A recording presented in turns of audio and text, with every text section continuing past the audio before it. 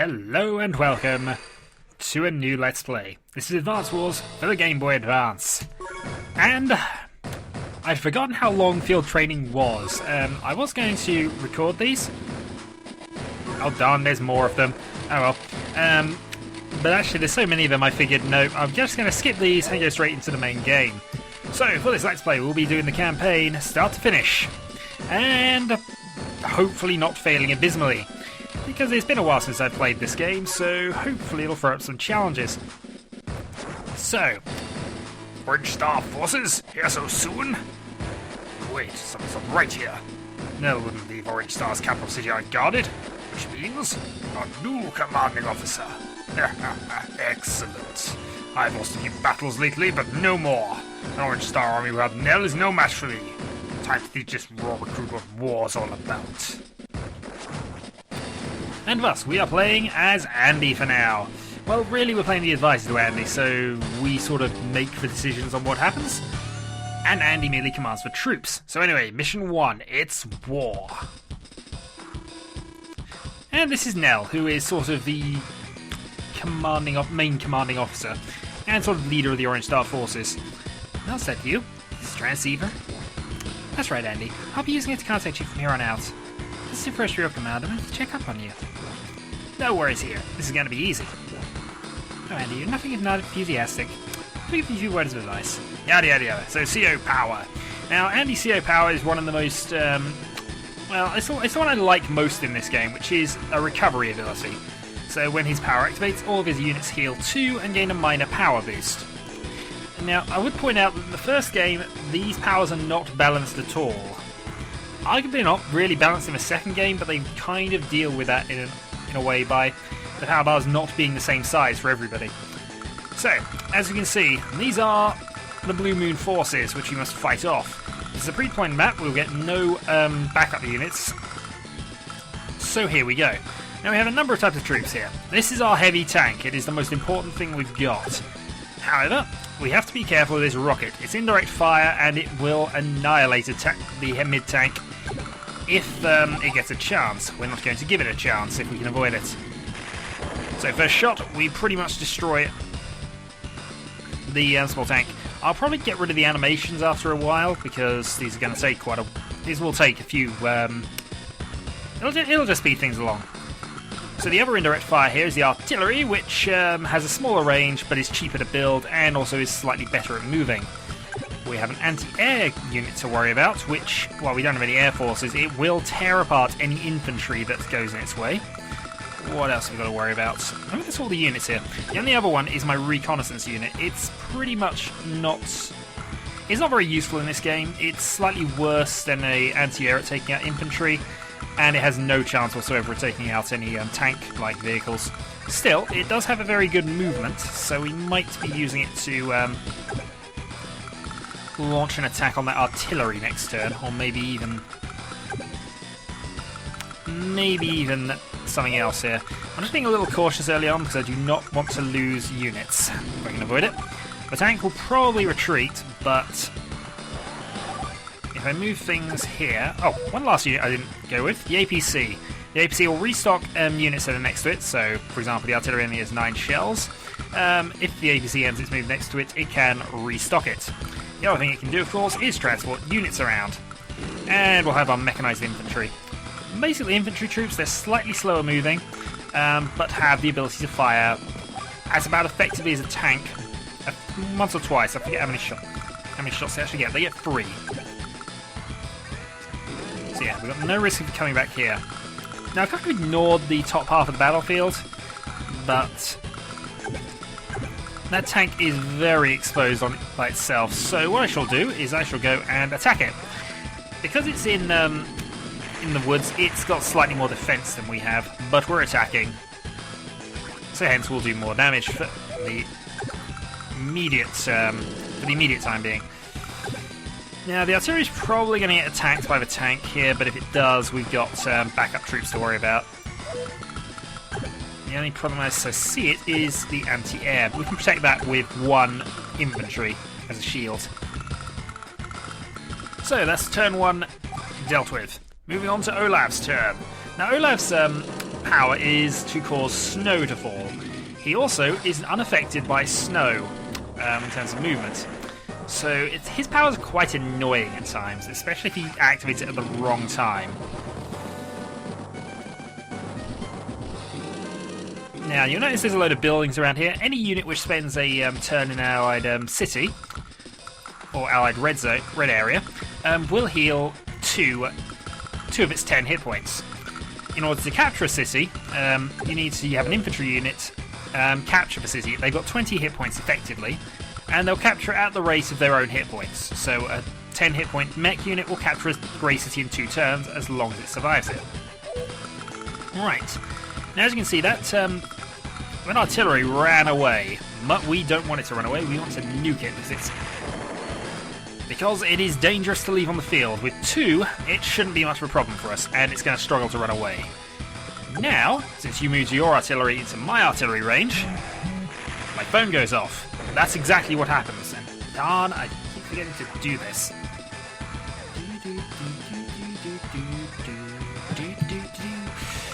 Right. So, moving on, what else have we got to worry us down here? Nothing really. They have a single mid-tank, but it's quite a way out of range for now, and we'll worry about dealing with that a bit later. In the meantime, 105% damage, and that's our infantry just about safe.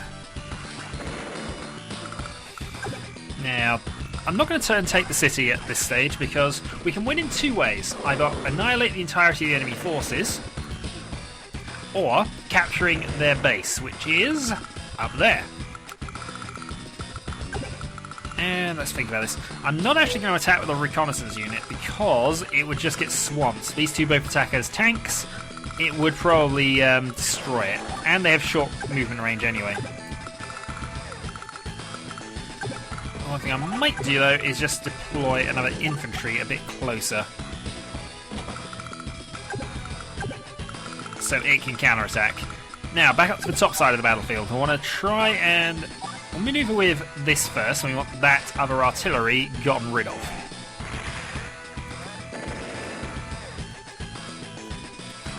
Now, artillery do not counterattack when they're attacked, so it's just something to be aware of. Meantime, we're now going to have our anti-air go and actually just about annihilate that artillery. It's now not a bother. And finally, we're going to attack the tank with our mech unit. Oh, and that's a good move. Now, even though it said we're only doing 48% damage, there is a slight variance. So we do have the ability of doing slightly more and slightly less. A few of the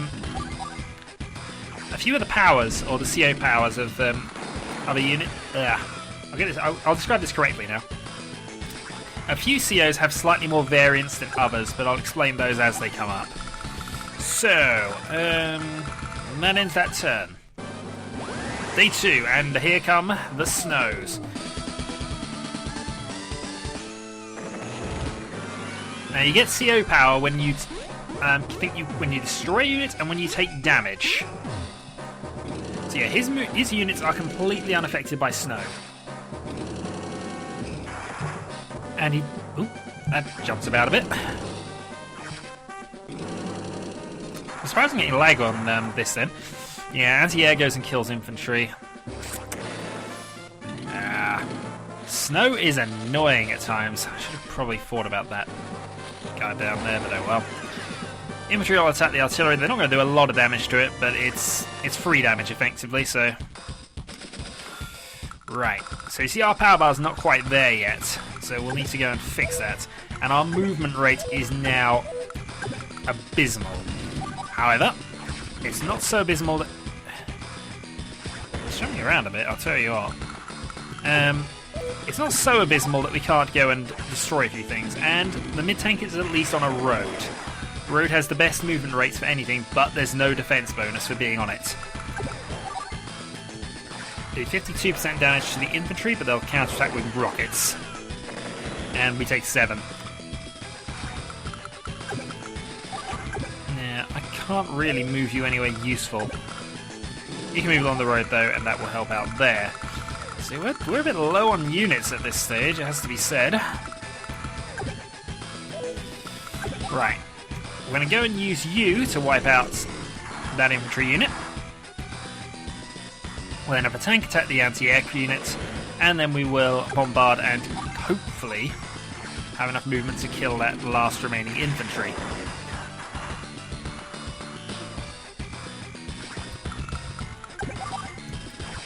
Yeah, I could have gone and blasted the anti-air, but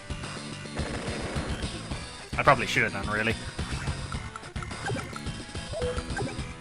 Alright, you're the only unit that's got enough movement to make it, so go and make it. Yay, 1 strength infantry, we like those. And finally, I think we'll go and try and capture this, because we're probably going to need to upgrade our units. Also, that was relatively pointless, but we shall continue. Now the snow goes away.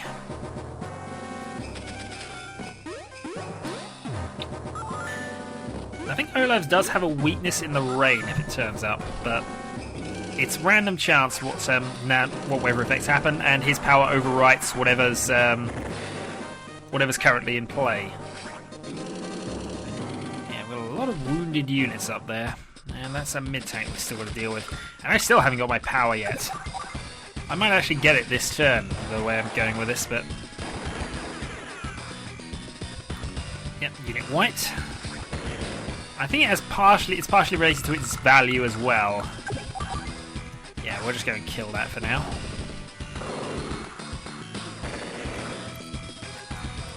And that leaves my tanks and things to go and consider. So, first off, we're going to go and wipe out that artillery unit before it heals and becomes a problem. Now, we've got a tank up there we do need to worry about. I should have checked that first, but yeah, that tank definitely in range. On the plus side... Oh, damn it. It's not a plus side, actually. I'm going to have to either sacrifice my anti-air or ignore the infantry unit altogether.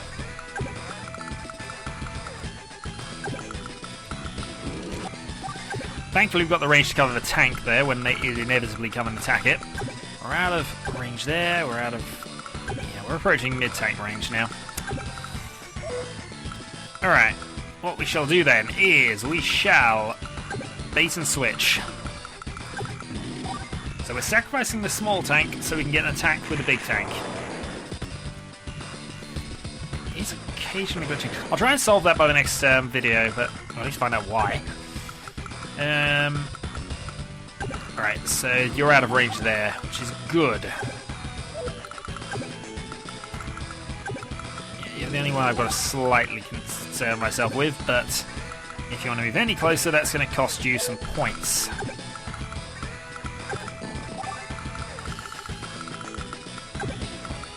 Alright, we'll move the anti-air as close as we can without triggering anything, and end the turn. Yeah, these tanks are healing up, and that tank is going to get a bit battered here.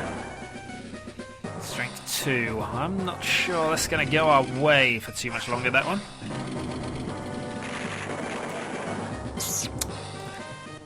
Yeah, that's just a class difference between the two types of tank, but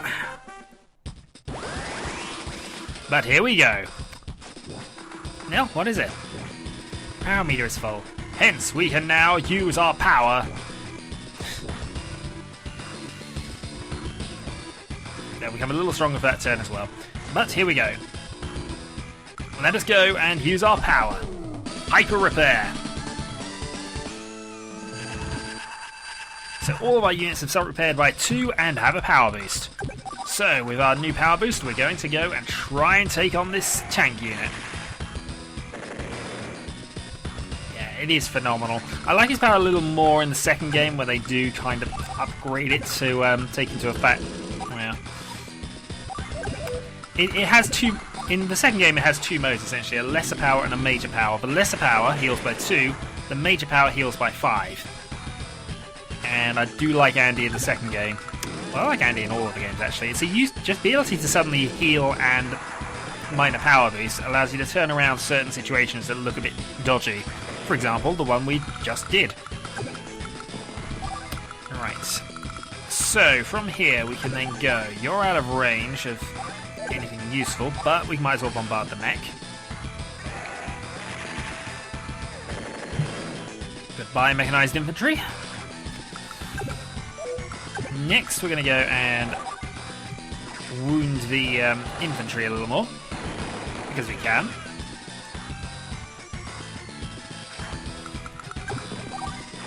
Destroy you. Yeah, this is going to be a wipeout victory as opposed to a conquest victory. There are certain maps where you kind of have to try for the for taking over their headquarters victory, because it's too difficult to go and actually kill them all, to be really honest. And some maps are actually dependent on that. There are certain levels where you are at a major disadvantage and you have to try and sneak a conquest out, well, rapidly sneak an infantry round and take the headquarters without anyone noticing. So they have 6 units left. The only unit that's really a worry at this point is possibly their rockets. The mid-tank's gonna... yeah.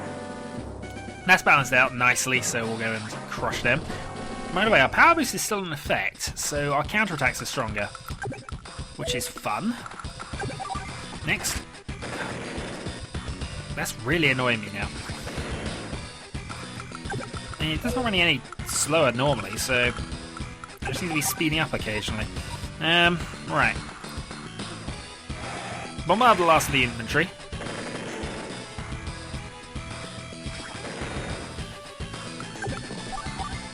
And you.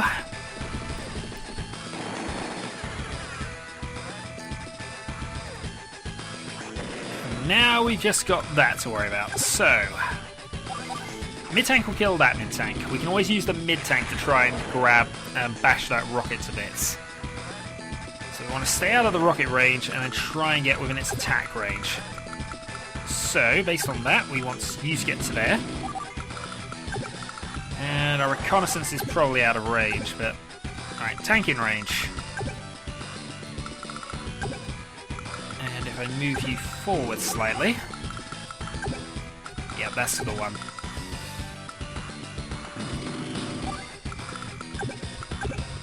Now they could attack me with their small tank, but I don't think they will. And even if they do, I'm fairly certain we can deal with that. Oh, darn you, Olaf, and your snow!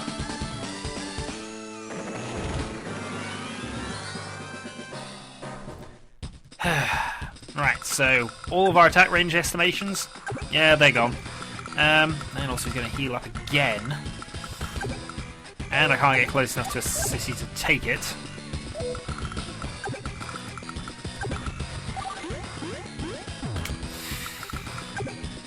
I think I'm going to have to risk it here.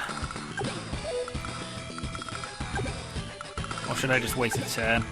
I'm going to have to wait a turn. It's just... no. See, we just cannot move in this stuff. But mechanized units are moving better in the snow for whatever reason. Lugging around rockets must make them quite strong in the arm, really. That must be the reason. Alright, so you need to get to... that's probably best.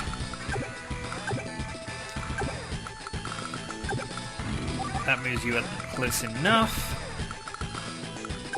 And that gives you some cover in case they decide to go that way. In fact, I'm going to have to consider doing something like that anyway, aren't I?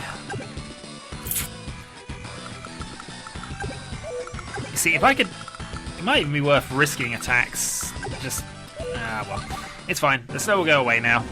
We'll beat them next turn. That's a strength 9 tank now, which is a little on the hefty side. Right, artillery moves into range, so we should be able to bombard them if we pin them in place. Next we check what the attacks are going to be like.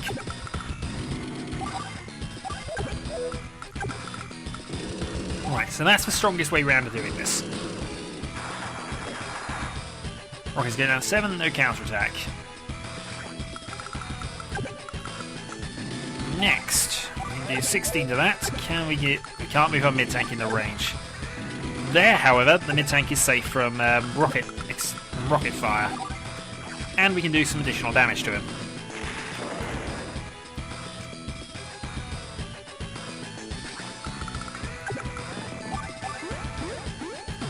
Alright, recon. Can't really get into range. APC deployment. move you up in case you decide to attack downwards, and finally we go there, doing not really a lot. Thing is, we do 16% damage, so knock him down to 7, he heals straight back up to 7, so there's actually no point in attacking there. Might have been if we were going to actually kill them, but not now. We're going to have to beat them on the next turn. I'm sure this is possible in less than, I don't know, how many days have been taken. I think the next one will be day 9, won't it? Yeah, figured. They'll take the easy conquest, the AI generally, so that cost him nothing, so therefore that's where he went. Which works out in our favour reasonably well. Because I've got a full mech unit located next to it. A5, and that's well within range of even a wounded mid-tank to go and kill it. And finally... Yes, blub, you pirate, blub! Your units are doomed! And thus, we are victorious.